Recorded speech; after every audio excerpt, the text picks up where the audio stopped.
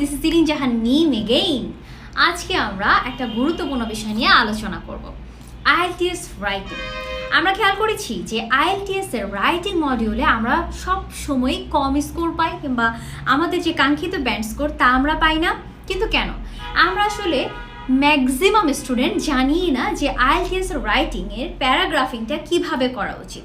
তাই আপনার রাইটিং নিয়ে যত ধরনের সমস্যা আছে তা সমাধানের জন্য চলে আসুন ইংলিশ বেস ক্যাম্পে। কেননা আমরা প্যারাগ্রাফিংয়ের যে মেথডসগুলো রয়েছে, যেরকম পিল মেথড কিংবা জিএস বা টিএস মেথড, এই সকল মেথড সম্পর্কে আপনাদেরকে শিখিয়ে থাকি। সেই সাথে সাথে কিভাবে লিখলে আপনি আপনার কাঙ্ক্ষিত ব্যান্ড স্কোর পেতে পারেন, বা কোন ভোকাবুলারিগুলো ইউজ করে আপনি রাইটিংয়ে আরও অনেক বেশি ভালো করতে পারবেন, আমরা সেগুলো পর্যন্ত আপনাদেরকে শিখিয়ে থাকি।